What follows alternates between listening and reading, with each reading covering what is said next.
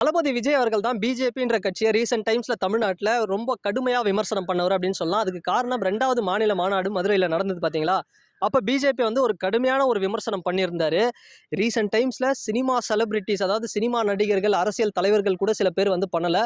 But பொதுவாக வந்து Kamal sir வந்து ஒரு கருத்தை சொன்னார். ஆனால் தளபதி விஜய் அவர்கள் சொன்ன கருத்து அப்படிங்கிறது உண்மையாக வேற லெவல். என்னன்னா, பிஜேபிக்கு வந்து அதாவது ஒரு தண்ணியே வந்து தாமரையில ஒட்டாது அப்படிங்கும்போது தமிழக மக்கள் மட்டும் எப்படிங்க ஒட்டுவாங்க தாமரையில அப்படிங்கிற மாதிரி வந்து பிஜேபியே வந்து இன்டெரக்டா சொல்லிட்டாரு, ஆர்எஸ்எஸ் இதெல்லாம். ஸோ இந்த வீடியோவில் நம்ம என்ன பார்க்க போறோம்னா, பிஜேபி தமிழ்நாட்டில் ஆட்சியை அமைக்குமா அமைக்காதா. இன்னைக்கு பார்த்தோம்னா ஒரு சூப்பரான நாளுங்க. செப்டம்பர் 17 அப்படிங்கிறது சாதாரண நாள் கிடையாதுங்க. ஒரு பக்கம் தந்தை பெரியார் அவருடைய பர்த்டேவை ஒரு பக்கம் தமிழ்நாட்டில் செலிப்ரேட் பண்றாங்க, இன்னொரு பக்கம் நரேந்திர மோடிஜி அவர்களுடைய பர்த்டேவை செலிப்ரேட் பண்ணுவாங்க. இந்த இடத்துல பிஜேபிக்கு வந்து ஒரு மிகப்பெரிய முரண் வருது பாருங்க. அதாவது ஒரு பர்த்டே செலிப்ரேஷன்ல கூட பிஜேபிக்கு ஒரு மிகப்பெரிய ஒரு ஐடியாலஜிக்கல் லெவல்ல வந்து ஒரு தடையாவே இருக்கு இங்க தமிழ்நாட்டில். இந்த தடை இது வந்து இப்போ சீமான் அவர்கள் வந்து ஒரு காலத்துல வரைக்கும் பெரியாரை வந்து புகழ்ந்து பேசினாரு. அதுக்கப்புறம் வந்து கொஞ்சம் பெரியாரை பத்தின புரிதல் அப்படிங்கிறது தவறா இருந்தது.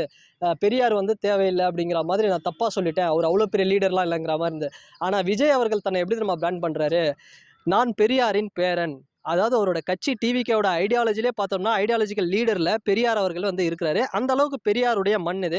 அதனால் பிஜேபி எனக்கு தெரிஞ்சு இன்னும் ஒரு 50 காலம் 100 காலம் 100 வருஷம் ஆனால் கூட 50 100 வருஷம்ல கூட கொஞ்சம் வந்து ஒரு கொஞ்சம் அந்த ஓட்டிங் கிடைக்கிறது அப்படிங்கிறது பர்சன்டேஜ் அப்படிங்கிறது கொஞ்சம் கஷ்டம் தான். எதுக்காக சொல்கிறேன் அப்படின்னா, இப்போ நிறைய ஸ்டேட்ஸில் பார்த்தோம்னா பிஜேபி வந்து ஒரு தனி பார்ட்டியாக வந்து ரூலிங் வந்து பண்ணுறாங்க நிறைய இடத்துல. ஆனால் நீங்கள் கேட்கலாம், பிஜேபி மட்டும் இல்லை, காங்கிரஸ் மட்டும் இல்லை, எந்த பார்ட்டி தமிழ்நாட்டுக்குள்ளே வந்தாலுமே இங்கே இந்த படத்தில் மதராஸில் சொல்லுவாங்க பாரு, entering in to the Tamil Nadu it's not easy அப்படின்னு சொல்லுவாங்களே, அந்த மாதிரி தான் பிஜேபி வந்து இங்கே என்ட்ரி கொடுக்கறது, தனி பெரும்பான்மை கட்சியாக வர்றது அப்படிங்கிறது ரொம்ப கஷ்டம். ஆனால் மற்ற ஸ்டேட்ஸ்லலாம் பிஜேபி, ஆனால் அதுக்கு ஏடிஎம்கே அதுக்கு ஒரு வழியை கொடுக்குறாங்க. ஆனால் மற்ற ஸ்டேட்ஸ்லலாம் பார்த்தோம்னா நீங்கள் வேணால் மகாராஷ்டிரா எடுத்து பார்த்துக்கோங்க. சிவசேனா கட்சியின் மூலயமா வந்து பிஜேபி உள்ளே வந்தாங்க.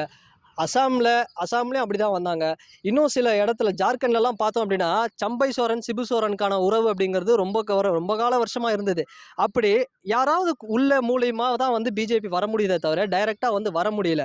ஆனால் நம்ம கேட்கலாம், ஏன் அப்படி ஒரு தனி பெரும்பான்மை கட்சியாக வந்து இங்கே யாருமே வர முடியாது, டிஎம்கே வர முடியாது, டிஎம்கே ஏடிஎம்கே தவிர யாரும் விட மாட்டாங்களே. கர்நாடகா எடுத்துக்கங்க. கர்நாடகாவில் பிஜேபி வந்து சிங்கிள் லார்ஜஸ்ட் பார்ட்டியாக 105 110 சீட்டு வந்து வின் பண்ணுறாங்க. அப்படி கர்நாடகாவில் வரக்கூடிய தமிழ்நாடு பார்டர் வரைக்கும் வரக்கூடிய பிஜேபினால ஏன் தமிழ்நாட்டுக்குள்ளே வர முடியல? அதுக்கு காரணம் தாங்க இங்கே ஐடியாலஜி. இங்கே வந்து என்னென்னா, பிஜேபி தன்னை வந்து இன்னும் ரிஃபார்ம் பண்ண வேண்டிய விஷயங்கள் நிறையவே இருக்குது. ஸோ அப்படி சில விஷயங்கள் வந்து பண்ணாங்க, தன்னை மாற்றிக்கிட்டாங்க.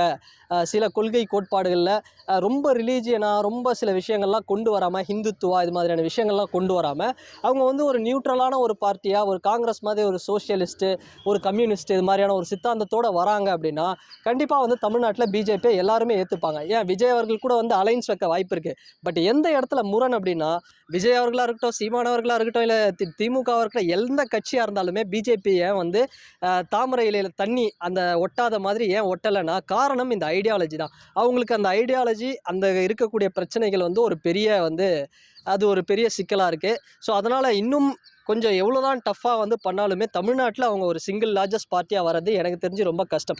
வேணால் அதிமுக கூட அலைன்ஸ் வச்சு அதிமுகவை கொஞ்சம் டாமினேட் பண்ணி வேணால் பிஜேபி வரலாமே தவிர சிங்கிள் பார்ட்டியாக வருவது ரொம்ப கஷ்டம். ஸோ அதுதான் வந்து உண்மையும் கூட. ஸோ இதை தாண்டி இன்னும் சில விஷயங்கள் இங்கே நம்ம குறிப்பாக ஒரு விஷயம் சொல்லணும்னா, டிவிகே அதாவது தமிழக வெற்றி கழகம், திமுக, நாம் தமிழ் இது மாதிரியான கட்சிகளுக்கெல்லாம் நடக்கக்கூடியது பார்த்தோம்னா அண்ணன் தம்பி உறவு தான். ஸோ அவங்களுக்குள்ளே நடக்கிற சண்டை அப்படிங்கிறது ஒரு அண்ணன் தம்பி மாதிரி ஒரு சண்டை தான். பட் இங்கே வந்து பிஜேபிக்கான ஒரு தேவையே இல்லைல்ல. தமிழ்நாட்டில் பிஜேபிக்கான தேவை இருக்கான்னு என்ன கேட்டால் இல்லைன்னு தான் நான் சொல்லுவேன். ஸோ அப்படி ஒரு தேவை இல்லாத பொழுது அவங்க வந்து இங்கே வந்து ஜெயிக்கிறது அப்படிங்கிறது அதனால தான் இந்த இடத்துல வந்து ஒரு கஷ்டமாக இருக்கும். மேபி ஒரு ஸ்ட்ராங்கான அலைன்ஸ் அப்போ கூட பாருங்கள், அண்ணாமலை போன்ற ஒரு தமிழன் தான் தேவைப்படுறாங்க இங்கே தமிழ்நாட்டில் பிஜேபியை வளர்த்தெடுக்கவே தவிர அவங்களோட ஒரு டைரக்ட் ஐடியாலஜினால, அவங்களுடைய லீடர்ஸ்னால. ஏன் மோடி அவர்களுக்கு மிகப்பெரிய ஒரு மாசு இருக்குல்ல, அடுத்ததோட கூட அவர் தான் பிரைம் மினிஸ்டர் ஆவார் அப்படிலாம் சொல்கிறாங்க. பட் அவ்வளோ இருந்தும் ஒரு மிகப்பெரிய ஒரு லீடர்ஷிப்பாக ஒரு தனிப்பெரும்பான்மையான கட்சியாக கொண்டு வரது ரொம்ப கஷ்டமாக தான் இருக்குது. மேபி வரக்கூடிய எலெக்ஷன்ஸில் என்ன ஒரு பர்சன்டேஜ், என்ன ஒரு பர்ஃபார்மன்ஸ் பண்ணுறாங்க அப்படிங்கிறத நம்ம வெயிட் பண்ணி தான் பார்க்கணும். அண்டு பார்க்கலாம். விஜய் அவர்கள் சொன்ன மாதிரி தான் போயிட்டுருக்கு. தாமரை இலையில் தண்ணியை ஓட்டலை, எப்படி மக்கள் மட்டும் தாமரையில் ஒட்டுவாங்க பிஜேபி கூட அப்படிங்கிற மாதிரி தான் இருக்குது. ஸோ இதுக்கு உங்களுடைய கருத்துக்கள் என்ன அப்படிங்கிறத இந்த கமெண்ட் செக்ஷனில் பதிவிடுங்க. அண்டு பெரியார் அவர்களே சீமான் அவர்கள் வந்து பேசுகிற விதம், அன்னைக்கு பேசின விதம், இன்றைக்கி பேசின விதம் அப்படிங்கிறது கண்டிப்பாக வந்து அதுக்கான ரிசல்ட் அப்படிங்கிறது அதில் அவருக்கு சாதகமும் இருக்குது பாதகமும் இருக்குது. அது வந்து ஃப்யூச்சரில் தான் தெரியும் எலெக்ஷன் ரிசல்ட்டில். ஸோ நம்ம வெயிட் பண்ணி பார்க்கலாம் என்ன நடக்குதுன்னு. ஸோ அண்டு தமிழக வெற்றி கழகம் என்றைக்குமே தளபதி விஜய் அவர்கள் பெரியார் அவர்களுடைய பேரனை தான் வந்து இருக்கார். பெரியாருக்கான அந்த மரியாதையை சுயமரியாதைங்கிறது என்றைக்குமே கொடுத்துட்டு தான் இங்கே இருப்பாங்க தமிழ்நாட்டில். ஸோ இந்த வீடியோ பற்றின உங்களுடைய கருத்துக்கள் என்ன அப்படிங்கிறது இந்த கமெண்ட் செக்ஷனில் மறக்காமல் பார்த்துவிடுங்க. அண்ட் வேறு ஒரு வீடியோவில் வேறு ஒரு கான்டென்ட்டில் நான் உங்களை பார்க்குறேன்.